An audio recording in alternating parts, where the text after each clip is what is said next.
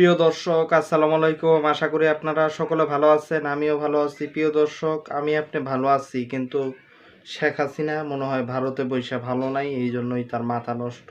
অথবা সে আসলে বেঁচে নাই, কিন্তু আওয়ামী লীগের মাথা নষ্ট হয়ে গেছে বাংলাদেশের উন্নতি, বাংলাদেশের মানুষের সুখ শান্তি দেখার পর।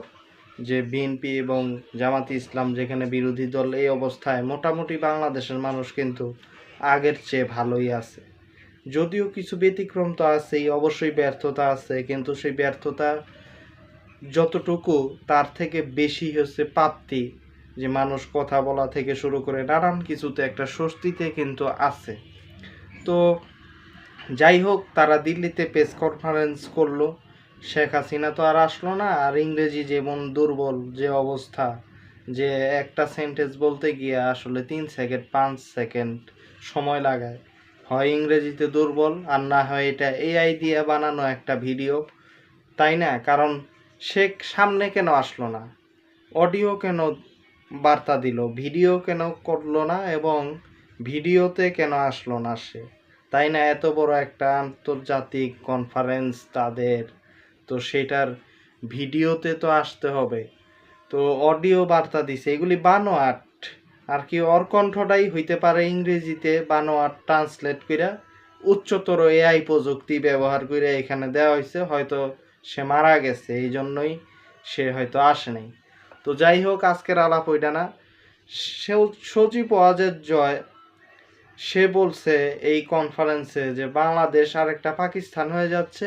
ভারতে পাকিস্তান থেকে বাংলাদেশ থেকে এবার জঙ্গি টঙ্গি আসবে, হ্যান ত্যান। আরে সজীব ওয়াজেদ জয়, বাংলাদেশ পাকিস্তান যদি হয়ে যায় তোর সমস্যা কি? তুই তো আমেরিকান নাগরিক, তুই তো আমেরিকার পাসপোর্ট নিয়ে পইরা আসছস। তোর সমস্যা কি? তোর কি যায় আসে? তুই কি বাংলাদেশের? তুই তো তথ্য বাবা এবং 5,500 বিজ্ঞানী আবিষ্কার করছস, এখন তুই জঙ্গি লয়া পইরা আসছস। প্রতিদিনই তোর কাজই হয়েছে এটা, জঙ্গি আবিষ্কার করা বাংলাদেশে। তো যাই হোক, আর ভারতে জঙ্গি যাবে বাংলাদেশে থেকে? ভারতে তো নিজেই জঙ্গি পালে, ভারতে আবার জঙ্গি যাওয়ার প্রয়োজন নাই তো বাংলাদেশ থেকে। ভারতের ভিতরেই তো কত জঙ্গি টঙ্গি পালে। অজিত দোভাল নিজেই আশেপাশে জঙ্গিদেরকে রাখে পাকিস্তান এবং বাংলাদেশে বোমাবাজি করার জন্য, তাই না? ভারত থেকে আরও হিন্দু এবং উগ্রবাদী জঙ্গিরা তারা আসে, হিন্দুত্ববাদী জঙ্গিরা বাংলাদেশে হামলা করতে আসে। এবং আওয়ামী লীগের সময় আমরা সেটা দেখছি যে হিন্দুত্ববাদী জঙ্গিদের দাপটের পিছনে তো ছিল ভারত।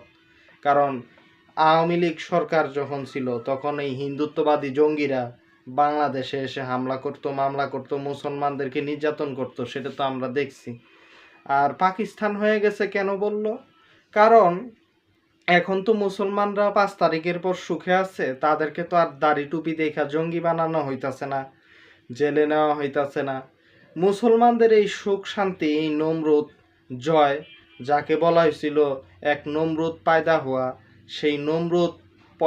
সেই নমরুদের সহ্য হইতাছে না বাংলাদেশের মুসলমানদের সুখ শান্তি, রাজনৈতিক স্থিতিশীলতা এবং ইসলামিক সংগঠনগুলির যে গণতান্ত্রিক রাজনৈতিক শান্তিপূর্ণ কর্মকাণ্ড, এবং মুসলমান সহ অন্যরাও যে ভালো আছে, এই ভালো সহ্য হইতাছে না, এবং ভারতের বাংলাদেশের ভালো সহ্য হইতাছে না।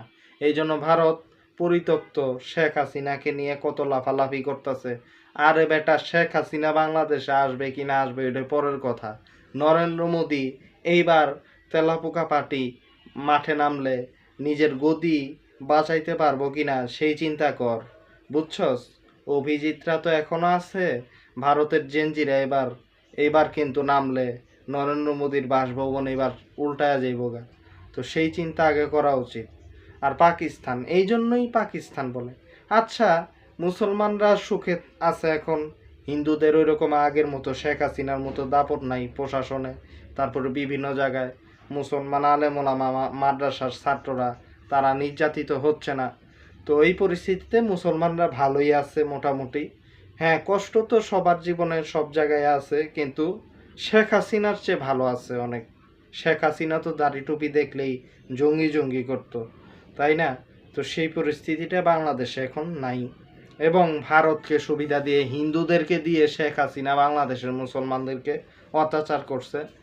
হিন্দুদেরকে পুলিশের ভিতরে ঢুকায়, পুলিশের পোশাক পরায় হিন্দুদেরকে লেলায় দিছে মুসলমানদের উপর। সেই পরিস্থিতি এই মুহূর্তে বাংলাদেশে নাই বললেই চলে। তো সেটা ভালো লাগুক আর না লাগুক, এতে যদি বাংলাদেশ পাকিস্তান হয়ে থাকে, তাইলে আমি সজীব ওয়াজেদ জয়ের মতোই বলতে চাই বাংলাদেশ জিন্দাবাদ। আর সজীব ওয়াজেদ জয়ের যে বক্তব্য বাংলাদেশ এখন নতুন পাকিস্তান, তাহলে বলতে চাই পাকিস্তান জিন্দাবাদ। কারণ মুসলমান সম্প্রদায় যদি ভালো থাকে আর এর জন্য যদি বাংলাদেশ পাকিস্তান হয়ে থাকে, তাহলে বাংলাদেশি নাগরিক হিসেবে বাংলাদেশের পাশাপাশি পাকিস্তানকেও তাহলে পজিটিভলি তাহলে দেখা উচিত। সজীব ওয়াজেদ জয়রা আসলে সেটাই হয়তো বলতে চায়। সজীব ওয়াজেদ জয়কে একদিক থেকে ধন্যবাদ যে বুঝাইতে পারলো যে না, ভারতের বিপরীতে একমাত্র 47-এর সেই চিন্তা চেতনাই আসলে সঠিক চিন্তা, যে ভারতের হিন্দুত্ববাদী জঙ্গিদের ঘুম হারাম করতে পারে একটাই নাম, সেটা হচ্ছে পাকিস্তান। এই জন্যই হিন্দুত্ববাদী জঙ্গির ঘেটুপুত্র এই তথ্য বাবা 5,500 বিজ্ঞানী সজীব ওয়াজেদ জয়ের চুলকানি সব জায়গায় শুরু হয়ে গেছে। যতই চুলকাক না কেন, শেখ হাসিনা বাংলাদেশে আসলে বিচারের মুখোমুখি হবে, এটাই হচ্ছে বড় কথা।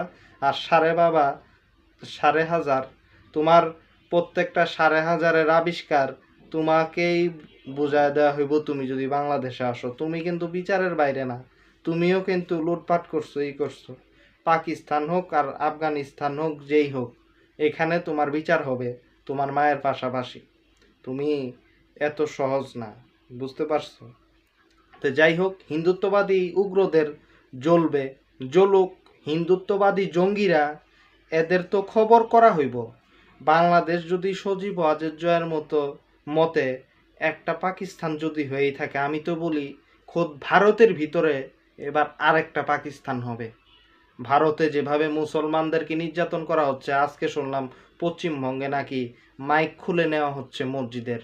এই মাইক খোলার খেসারত দিতে হবে এবং ভারতের মুসলমানরা কিন্তু বিদ্রোহ করবে এবার।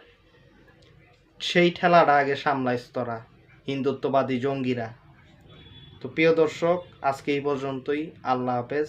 হিন্দুত্ববাদী জঙ্গিরা আবার শুনে রাখ, বাংলাদেশ জিন্দাবাদ, পাকিস্তান জিন্দাবাদ।